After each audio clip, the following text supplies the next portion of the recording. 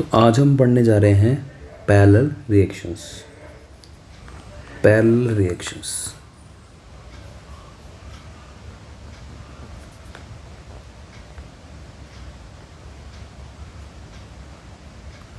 इसको हम कह सकते हैं साइड रिएक्शंस।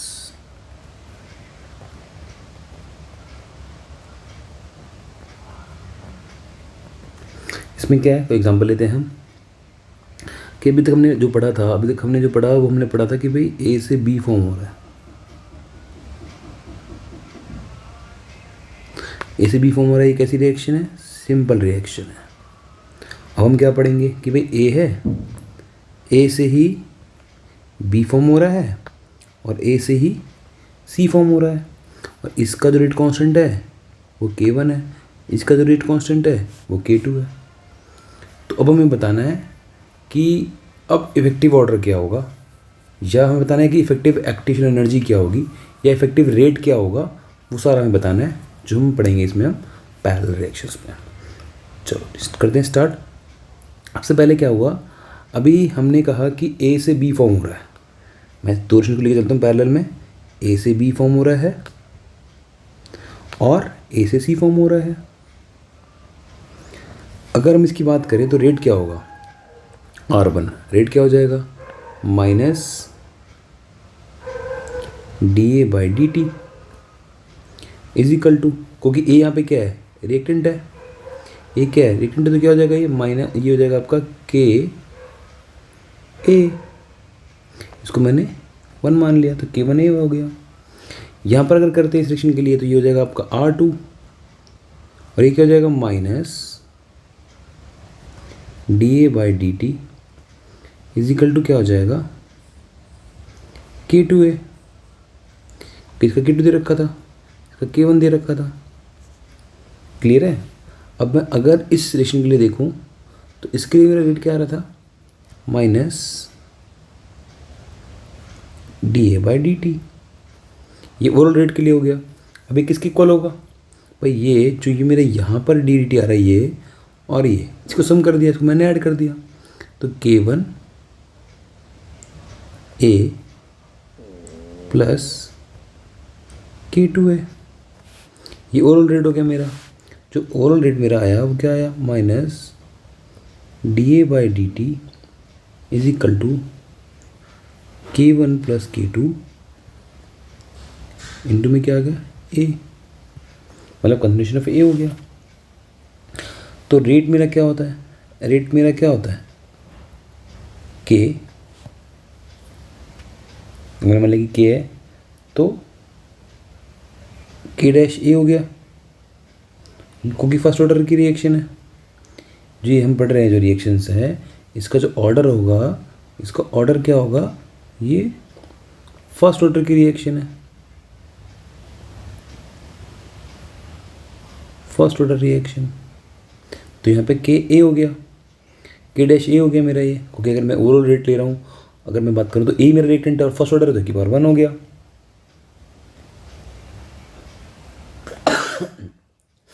मेरा K A हो गया ये। तो रेट क्या हो गया मेरा, तो रेट मेरा हो गया K1 प्लस K2 इंटू में A हो गया। तो हम कह सकते हैं कि जो K इफेक्टिव है वो क्या है, वो है K1 प्लस K2। क्लियर है। और इफेक्टिव ऑर्डर जो है, जो इफेक्टिव ऑर्डर है रिएक्शन का, वो तो अभी भी क्या है, 1 ही है। जो इफेक्टिव ऑर्डर है, इफेक्टिव ऑर्डर भाई यहाँ पर जो A की पावर आ रही है वो क्या आ रही है, 1 ही आ रही है अभी भी। भाई A की पावर तो 1 ही आ रही है ना, तो इफेक्टिव ऑर्डर क्या हुआ, 1 ही हुआ। अब अगर हम इसमें हाफ लाइफ करते हैं कैलकुलेट,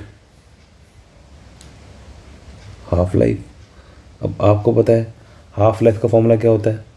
अगर हम बात करें फर्स्ट ऑर्डर के लिए, तो फर्स्ट ऑर्डर के लिए हाफ लाइफ का फॉर्मूला क्या होता है भाई, 0.693/K होता है। अगर मैं इस केस में निकालूं कि भाई मेरी जो पास रिएक्शन थी वो A से क्या फॉर्म हो रहा था, B फॉर्म हो रहा था और C फॉर्म हो रहा था, तो इसके लिए जो T हाफ होगा वो मेरा हो गया T हाफ 1 मैंने ले लिया। और इसके लिए जो हाफ लाइफ है वो मैंने T12 ले लिया। पर इसका जो रेट कांस्टेंट है वो K1 है, इसका जो रेट कांस्टेंट है वो K2 है। तो अगर मैं बात करूँ फर्स्ट रिएक्शन के लिए कि भाई T12 जो फर्स्ट होगा वो क्या होगा 0.693 बाई K1 होगा, और T12 जो 2 होगा वो क्या होगा 0.693 बाई K2 होगा। है क्लियर? यहाँ तो कोई प्रॉब्लम है नहीं। अब अगर मैं निकालता हूँ T12, मैं निकालता हूँ इफेक्टिव, T12 इफेक्टिव,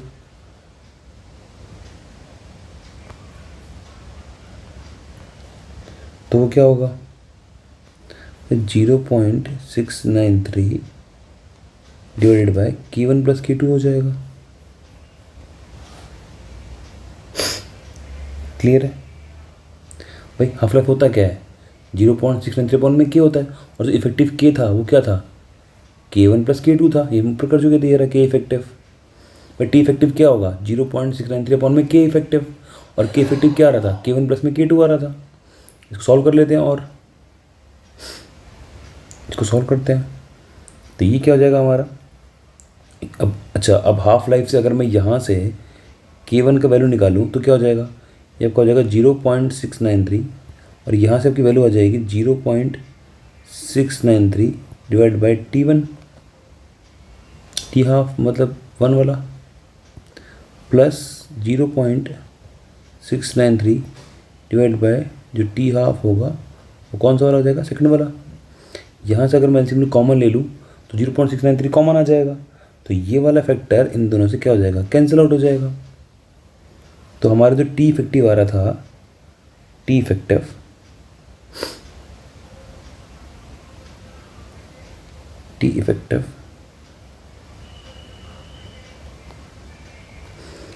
वो क्या हो जाएगा, अगर मैं इसको रेसिप्रोकल कर दूँ तो ये हो जाएगा मेरा 1/T इफेक्टिव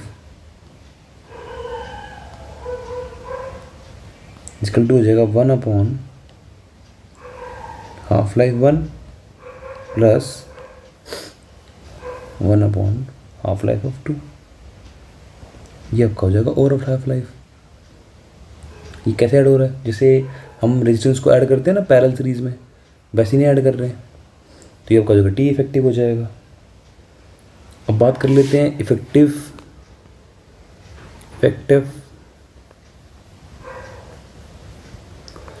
एक्टिवेशन एनर्जी की, कि भाई इफेक्टिव एक्टिवेशन एनर्जी क्या होगी।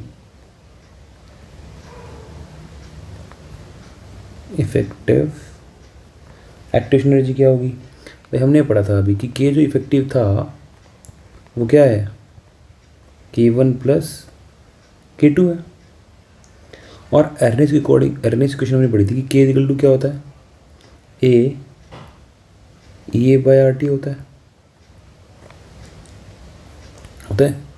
तो K effective is equal to आपने पढ़ा था K1 प्लस K2। तो ये क्या हो जाएगा, ये हो जाएगा आपका A e⁻⁴ EA/RT, और K1 क्या हो जाएगा आपका A e⁻⁴ EA/RT, ये E1 हो गया, प्लस A EA/2/RT2 हो जाएगा। हम कह रहे हैं अगर टेम्परेचर कांस्टेंट है तो सिंपल AT हो जाएगा। अब एक्टिवेशन चेंज हो जाएगी क्योंकि रिएक्शन अलग है, तो डिफरेंट डायरेक्शन हो रही है। देखो A से B बन रहा था और A से C बन रहा था, तो जो रिएक्शन डिफरेंट है, जब रिएक्शन डिफरेंट है तो उनके जो एक्टिवेशन एनर्जी है वो भी क्या होगी डिफरेंट होगी। भाई A भी डिफरेंट होगा, जो अलग अलग रिएक्शन है तो उसके लिए A भी डिफरेंट हो जाएगा, उसके लिए A भी डिफरेंट हो जाएगा, तो A2 हो गया। क्लियर है? अब हमने क्या करा, हमने कर दिया दोनों तरफ डिफरेंशिएशन, बोथ साइड डिफरेंशिएट कर दिया हमने। जब हमने कर दिया बोथ साइड डिफरेंशिएशन तो क्या हुआ, A पहले तो कांस्टेंट था तो EA/RT हो गया, और इनटू में क्या हो जाएगा माइनस EA/RT हो जाएगा। यहाँ पे सॉल्व करूँ तो हो जाएगा A1 EA1/RT इंटू हो जाएगा EA1 माइनस का और हो जाएगा RT माइनस आ जाएगा यहाँ पर। और ये आपका बन जाएगा और करते तो प्लस ये आपका हो जाएगा A2 e⁻⁻ E/RT और ये हो जाएगा यहाँ पर आपका साइन आ जाएगा माइनस का, तो ये हो जाएगा आपका EA2/RT। अब RT से RT क्या हो जाएगा, कैंसिल आउट, क्लियर है। और ये कैंसिल आउट हो गया, यहाँ से माइनस और ये वैल्यू आ रही थी मेरी माइनस की, ये माइनस माइनस हो गया, तो मेरा वैल्यू क्या आ जाएगा, यहाँ से जो ये फैक्टर मैंने कॉमन लिया ये फैक्टर सर कैंसिल आउट हो जाएगा यहाँ से, तो आपका ये वैल्यू क्या थी, ये था के इफेक्टिव, तो के इफेक्टिव और आपका क्या बचा यहाँ से, एक्टिव एनर्जी बची ये भाई, ये वाला माइनस और ये वाला माइनस कैंसिल आउट हो गया, तो के इफेक्टिव इंटू में क्या होगा, एक्टिव एनर्जी। यहाँ से किसकी वैल्यू थी, K1 की वैल्यू थी, और यहाँ पे क्या बचा आपका इफेक्टिव का बचा EA1, ये वैल्यू क्या थी आपकी K2 की, और यहाँ से क्या बचा आपका EA2, तो के इफेक्टिव का फॉर्मूला आ गया ये। तो एक्टिव एनर्जी क्या हो गई, ये आपका हो गया KA1 EA1 plus K2 EA2 divide by K1 plus K2, ये आपका हो गया ई इफेक्टिव। ये दो फॉर्मूला हो गया आपके क्लियर। तो अभी इतना ही करते हैं, फिर करेंगे नेक्स्ट क्लास में।